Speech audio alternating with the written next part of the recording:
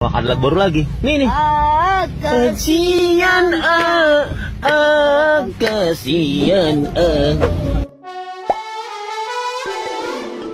Hola netizen yang tercinta, Ibu Balia, pengemis yang punya jargon kasihan menjadi sorotan karena memiliki cara meminta-minta yang cukup unik. Sang pengemis tampak meminta belas kasihan dari orang lewat kalimat kasihan dan kasihan dilengkapi dengan intonasi nada sangat menarik dan membuat terngiang-ngiang. Bukan tanpa sebab, hal tersebut juga ternyata lantaran Balia sedikit memiliki masalah komunikasi. Ia sedikit memiliki gangguan mental yang membuatnya sulit untuk berkomunikasi, dan hal itu pula diakui oleh orang-orang di sekitar tempat tinggalnya. Meski demikian, Balia tetap bisa diajak berbincang dengan siapapun. Namun, jawaban yang dilontarkan acap kali perlu diteliti agar dapat dipahami oleh lawan bicaranya.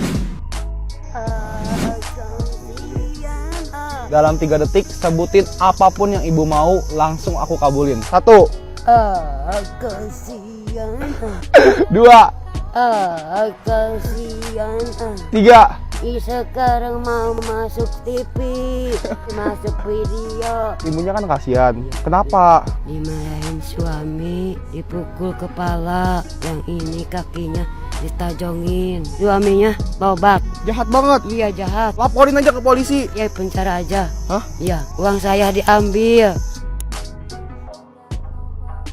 Sebenarnya ibu enggak mau mengemis, disuruh suami. Suaminya enggak kerja, enggak ditidurin. Kasihan. Ada nggak yang ibu pingin? Pingin rumah. Emang harga rumah berapa? 5 juta. Akhir. Iya. Kasihan. Ini kasihan. 5 juta buat ibu. Ini dari mana uangnya? Rezeki dari yang di atas. Ia memiliki seorang suami bernama Ropik, akan tetapi sang suami juga memiliki kekurangan yakni tunarungu dan hanya bekerja serabutan. Balia dan Ropik dikaruniai seorang putra yang saat ini duduk di bangku kelas 5 sekolah dasar. Hal itulah yang membuat Balia harus meminta-minta untuk mencukupi kebutuhan anaknya. Wanita itu mengatakan menjalani hari-harinya dengan meminta-minta mulai pagi hingga sore hari di kawasan wisata Gunung Bunder, tepatnya di pinggir jalan yang tidak jauh dari Curug Ngumpet. Balia bekerja demi membeli beras karena dia merupakan tulang punggung keluarganya. Ia mengemis di lokasi saat ini yang berada di kawasan Taman Nasional Gunung Halimun Salak terhitung sudah 1 tahun lebih. Terkait dengan gayanya meminta-minta, Balia mengaku itu merupakan inisiatifnya yang dilakukan secara terus-menerus. Ia pun mengetahui bahwa dirinya sedang diperbincangkan oleh netizen yang budiman. Namun, ia tidak memahami secara utuh konteks dari viral itu sendiri karena ia bukanlah orang yang paham akan teknologi. Dalam sehari, penghasilannya mencapai Rp100.000 dan itu merupakan penghasilan kotor karena masih harus dipotong untuk biaya ojek. Sebab jarak dari rumah ke lokasinya mengais rezeki cukup jauh yang memakan waktu kurang lebih 30 menit.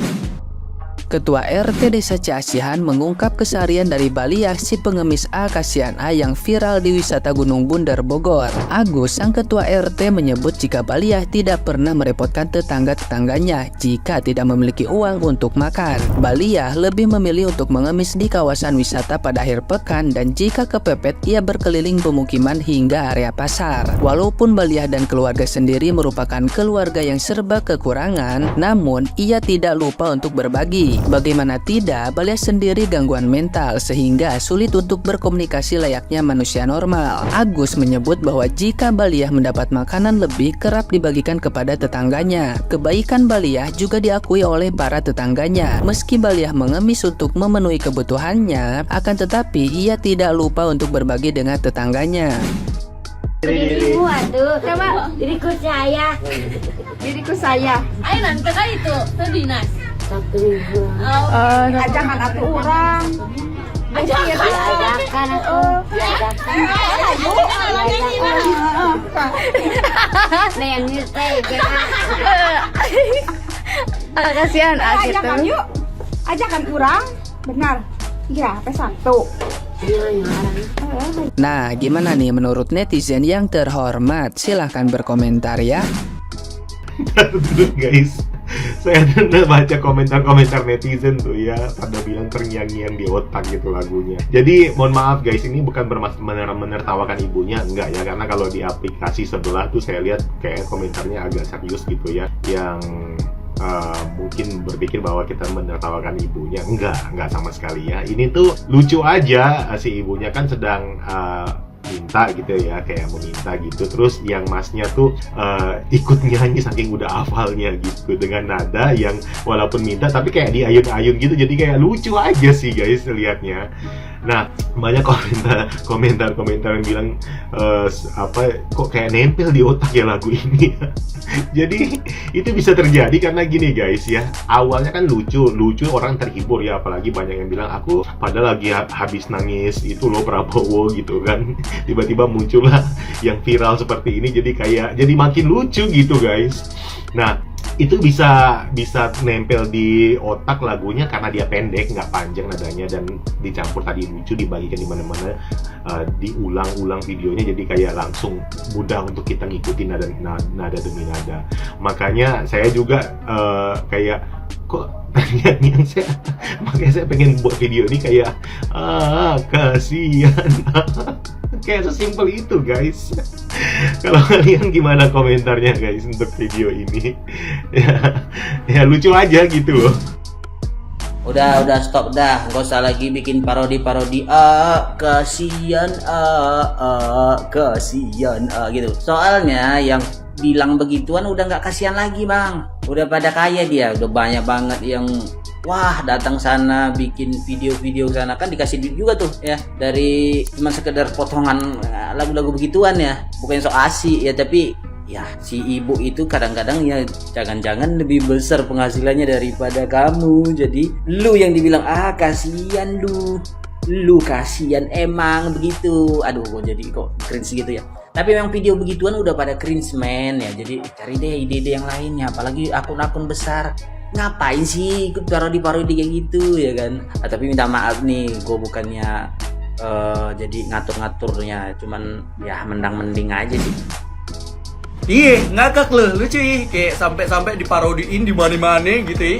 Tapi setelah lu lihat video ini sampai habis, gua jamin lu nggak bakal ngakak lagi. Pada awalnya gue kayak sama tuh kayak lu ade, kayak ngakak gitu kan lihat orang-orang parodiin teteh ini. Tapi setelah gue cari tahu kisah teteh ini, gue jadi kayak bener-bener kasihan guys. Nah, jadi nama teteh ini adalah Balia. Dia sering ngemis di daerah Bogor.